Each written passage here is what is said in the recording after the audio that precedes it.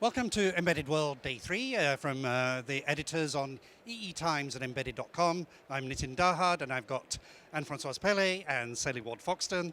And we've had an interesting 3 days and we just wanted to maybe cover some key themes that we've seen over the last few days at the show here in Nuremberg.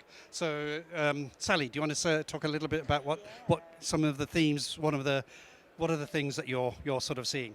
So one of the things I was really looking forward to seeing here at the show was I desperately wanted to see LLMs running on edge type of hardware, embedded type of hardware, and I did actually manage to find an LLM demo out in the wild.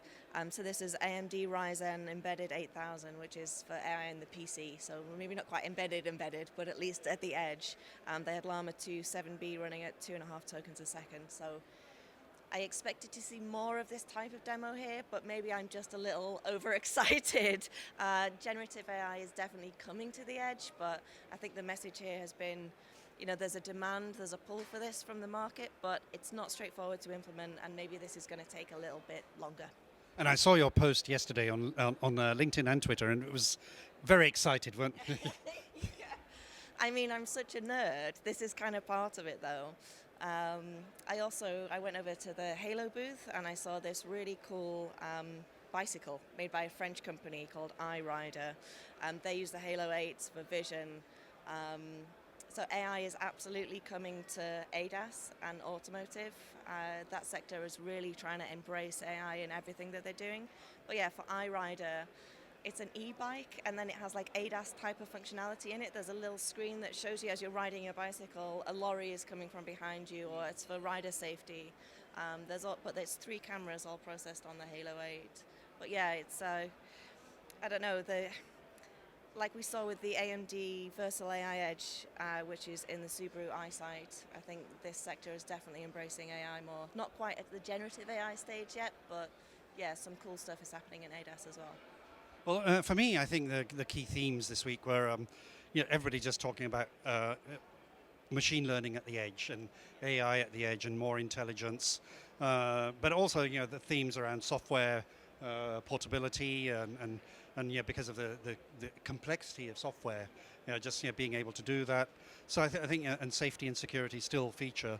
I don't know that it's very different to what we've been seeing over the last few years, but I think there's a sort of rapid shift in pace of stuff happening, and I think that's kind of where I'm seeing things happening here. I don't know whether you had any thoughts, Francoise? Well, realizing Edge AI was the key theme of the press conference between Advantech and Qualcomm yesterday. The room was packed with people.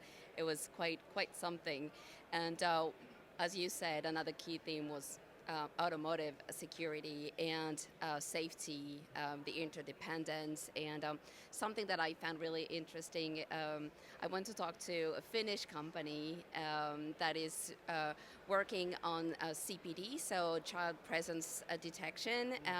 Euro NCAP is imposing CPD in cars into 2024, so this is bringing some excitement in the market, and clients went to this company. Well, we know CEVA is doing IP for that, but in that case it was the chip. So it does the chip, the antenna, and the algorithm. So it's quite interesting to see what's going on to protect the people in cabin. So it's not only outside, but it's also inside. And I talked to the president of Nuvoton, who is also